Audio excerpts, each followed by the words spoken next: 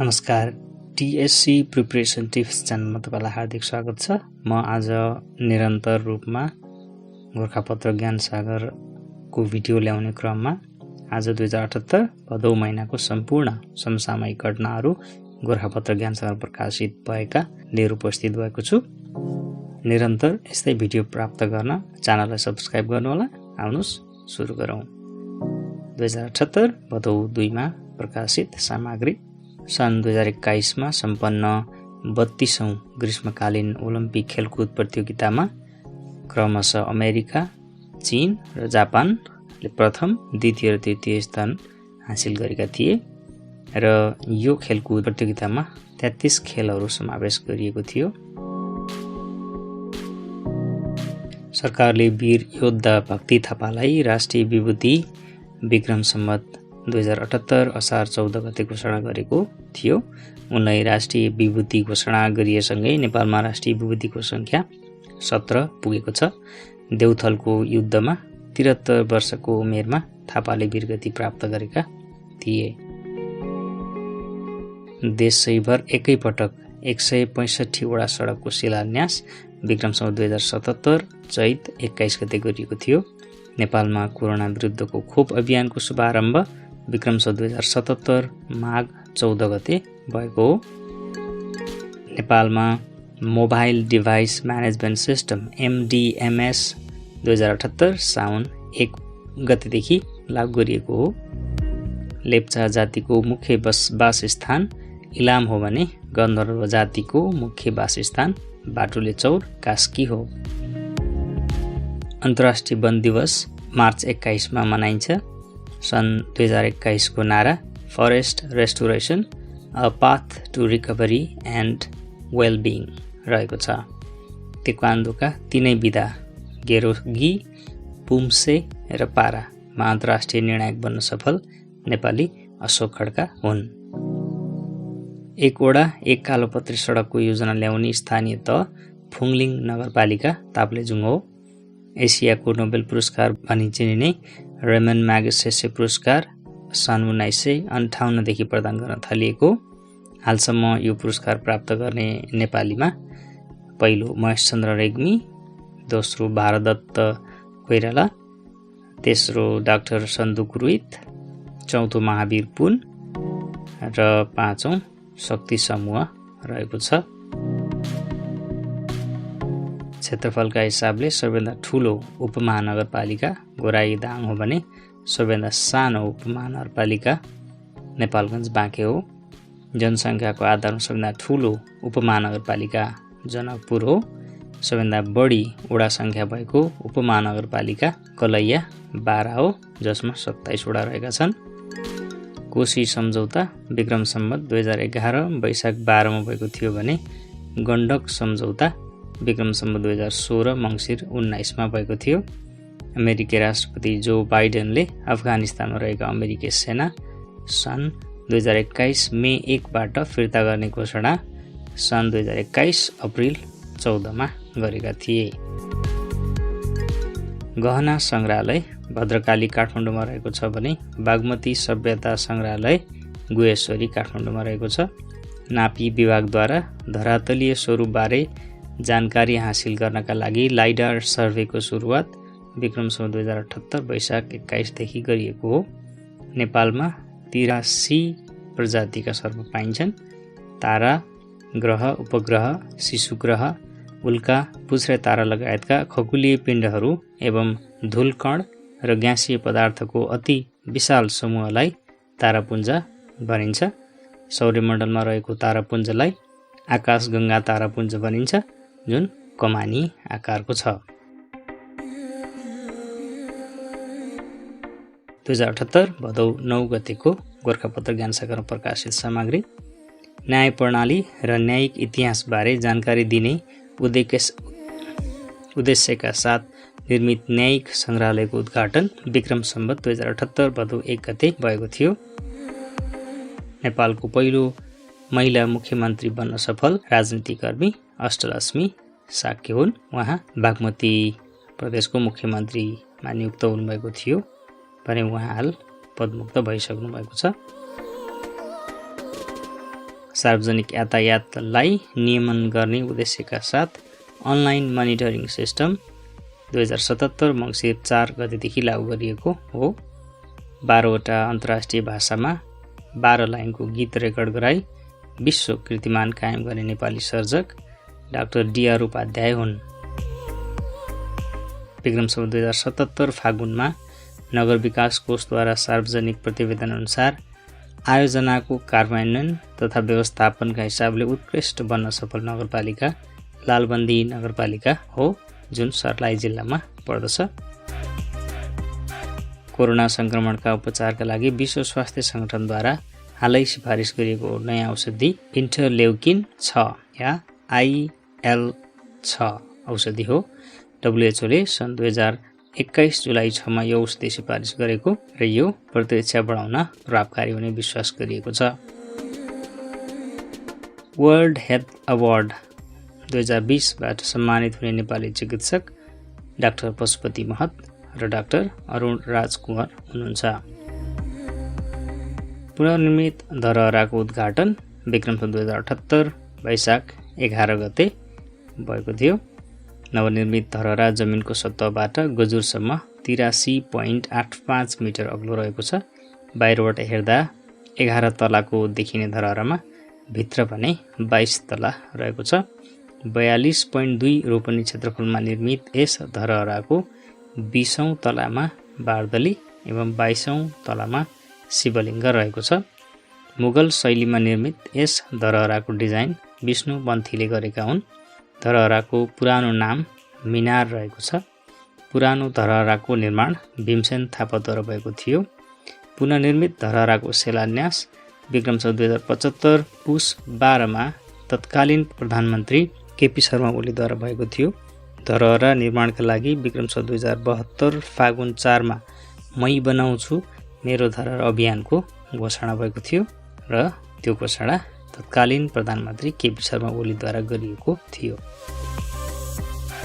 नेपाली सरकारी सञ्चार माध्यमहरूको परिवर्तित नारा समृद्धिका लागि सञ्चार रहेको छ। यसअघिको नारा विकासका लागि सञ्चार रहेको थियो।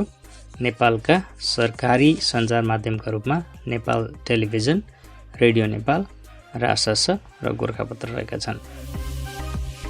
देशमा सबैभन्दा पहिले स्थापित लिक्विड अक्सिजन प्लान्ट सिमरवा रूपन्देहीमा रहेको छ र यसले दैनिक 60 मेट्रिक टन अक्सिजन उत्पादन गर्दछ। नेपालकै पहिलो महिला फिफा रेफ्री कल्पना शर्मा हुन्। विश्व क्षयरोग दिवस मार्च 24 मा मनाइन्छ। सन् 2021 को नारा सङ्केत समयको क्षयरोग अन्त्यको द क्लक इज टिकलिङ हो।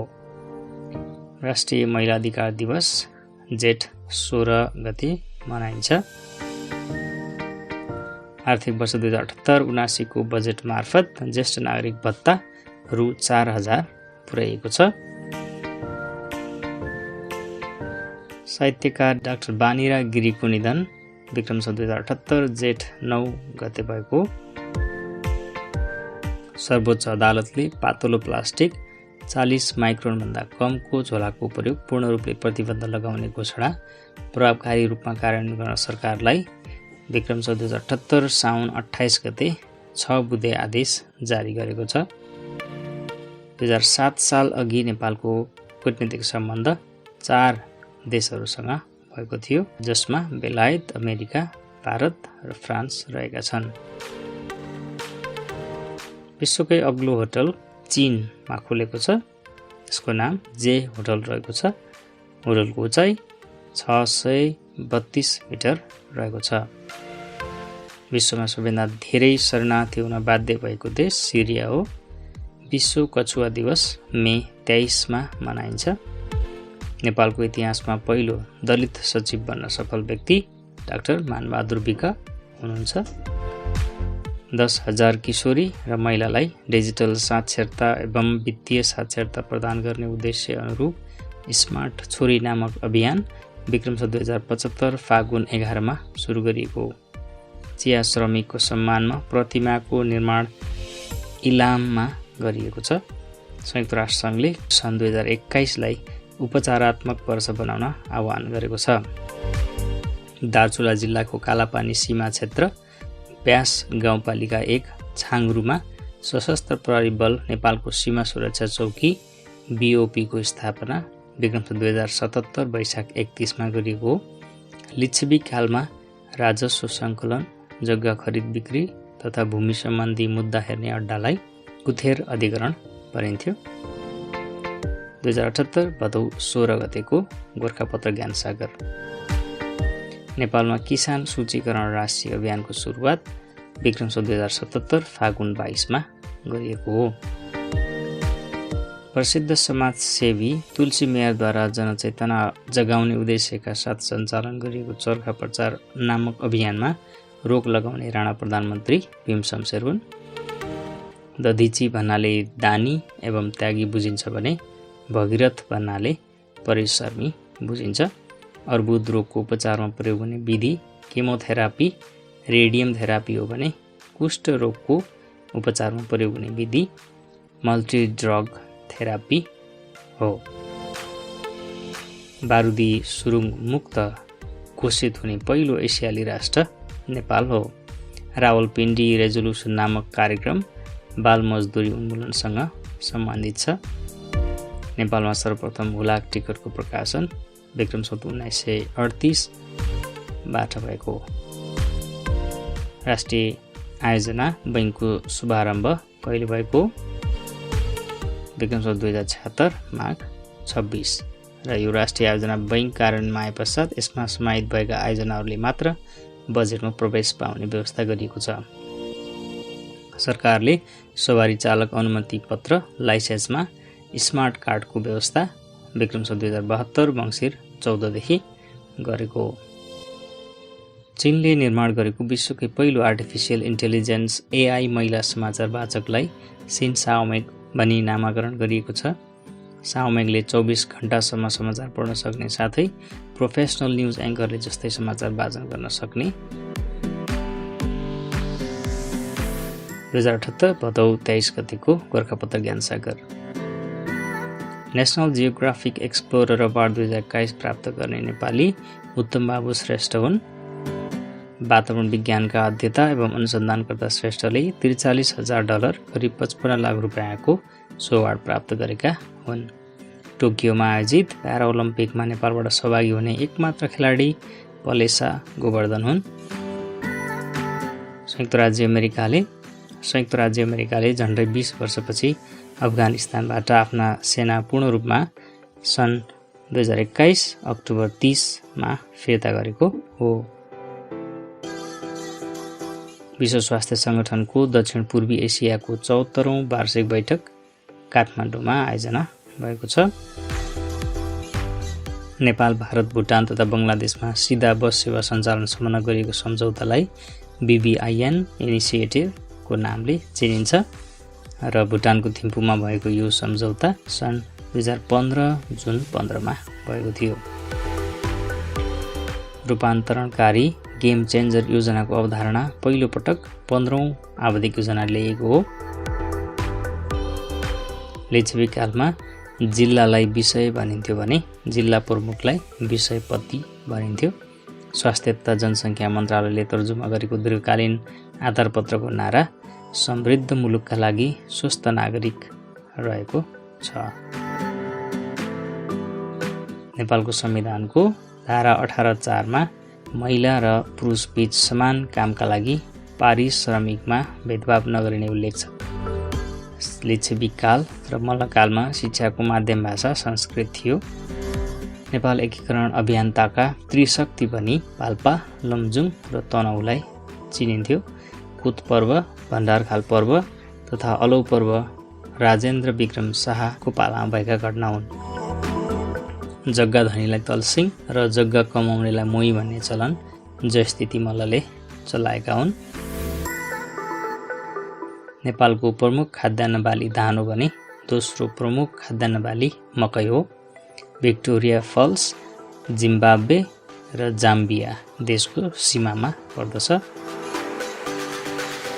धान नाच लिम्बू जातिमा प्रचलित छ भने लठी नाच र तरबार नाच थारू जातिमा प्रचलित छ। सम्पूर्ण सरकारी कार्यालयमा निशान छापको प्रचलन विक्रम सम्वत 2019 पुस 1 मा लागू भएको हो र हाल प्रचलनमा रहेको नयाँ निशान छाप विक्रम सम्वत 2063 पुस 15 देखि कार्यान्वयनमा ल्याइएको हो। बेबी नोबल भनी चिनिने जोन बिट्स क्लार्क अवार्ड 2021 बाट सम्मानित हुने व्यक्ति इर्सेया एन्ड्रुज हुन्।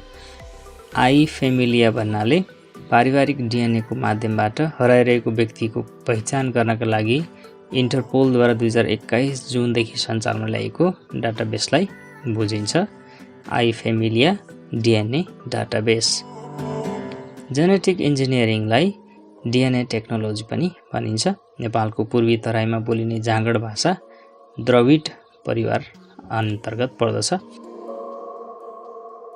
नेपालमा काष्ठकलाको उच्चतम विकास मल्लकालमा भएको मानिन्छ। नेपालमा सर्वप्रथम कागजी मुद्रा 2002 असोज 1 देखि प्रचलनमा ल्याइएको हो। लिग अफ नेसन्सलाई युद्धको बच्चा भनी चिनिन्छ। अन्तर्राष्ट्रिय सहकारी दिवस जुलाई महिनाको पहिलो शनिबार मनाइन्छ र सन् 2021 को नारा रिबिल्ड बेटर टुगेदर रहेको छ। 2078 भदौ 30 गतेको गोरखापत्र ज्ञानशाखा प्रकाशित सामग्री। अर्थमन्त्री जनार्दन शर्माद्वारा विक्रम सम्वत 2078 भदौ 25 मा संघीय संसदको प्रतिनिधि सभा बैठकमा प्रस्तुत गरिएको प्रतिस्थापन बजेटको राशि रु 16 खर्ब 32 अर्ब 83 करोड रहेको छ। अघिल्लो सरकारले अध्यादेश मार्फत ल्याएको बजेटभन्दा यो बजेट करिब 15 अर्ब रुपियाँले कमी रहेको छ। 2078 जेठ 15 गते अर्थमन्त्री विष्णुप्रसाद पौडेलद्वारा प्रस्तुत बजेटको राशि 16 खर्ब 47 अर्ब 57 करोड रुपियाँ रहेको थियो। बजेट मार्फत सरकारले 7% को आर्थिक वृद्धि दर हासिल गर्ने लक्ष्य लिएको छ। मूल्य वृद्धि 6.5% मा सीमित गर्ने समेत लक्ष्य लिएको।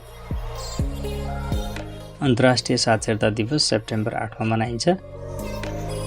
राष्ट्रिय जनगणना 2078 का लागि संशोधित कार्यतालिका अनुरूप विक्रम सम्वत 2078 कार्तिक 26 देखि मङ्सिर 9 सम्मको समय निर्धारण गरिएको छ। सरकारले पहिलो जननिर्वाचित प्रधानमन्त्री बीपी कोइरालाको नाममा बीपी कोइराला राष्ट्रिय पुरस्कार स्थापना गर्ने निर्णय विक्रम सम्वत 2078 भदौ 21 गते गरेको हो। Green deal of the year 2021 को उपाधि प्राप्त गर्ने नेपाली बैंक एनएमबी बैंक हो।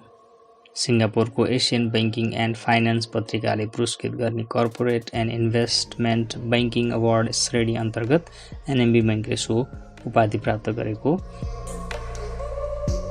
नेपालमा चराको स्वर्ग भनी कोसीटप्पु वन्यजन्तु आरक्षलाई चिनिन्छ। विश्वको सबैभन्दा लामो trekking route the great Himalayan trail नेपालमा रहेको छ। गुराँसे पोखरी ताप्लेजुङको मेरिङदेन गाउँपालिकामा रहेको छ। काठमाडौँ उपत्यकाको पाटनलाई अशोक पतन पनि भनिन्थ्यो। प्रशान्त महासागरमा एलनिनोको प्रभाव पर्दा नेपालको मनसुन कमजोर भई न्यून वर्षा हुने गर्दछ। नेपाल सरकारले विदेशी मुलुकसँग लगानीका लागि द्विपक्षीय लगानी प्रवर्धन तथा संरक्षण सम्झौता बिपाको सट्टा द्विपक्षीय लगानी सम्झौता BIA लागू गर्न थालेको छ। नेपालको कपिलवस्तुमा सारस प्रजनन केन्द्र रहेको छ। नेपालमा ISO 9001-2015 गुणस्तर चिन्ह प्राप्त गर्ने पहिलो जलविद्युत कम्पनी चिलेमे हाइड्रो पावर रहेको छ। ISO 9001-2015 गुणस्तर चिन्ह प्राप्त गर्ने पहिलो सरकारी कार्यालय जिल्ला प्रशासन कार्यालय रूपन्देही विभागमा राहदानी विभाग र वाणिज्य बैंकमा नबिल बैंक रहेको छ। र गोरखापत्र ज्ञान सागरका लागि यी जानकारीहरू टङ्क केसीले सङ्कलन गर्नुभएको हो। हस्त यस्तो भिडियोहरू पुनः लिएर आउनेछु। भिडियो हेर्नुभएकोमा धन्यवाद। च्यानल सब्स्क्राइब गर्नुभएको छैन भने गर्नुहोला, जसले गर्दा आगामी भिडियो तपाईँले नोटिफिकेसन पाउनुहुनेछ। हस्त नमस्ते।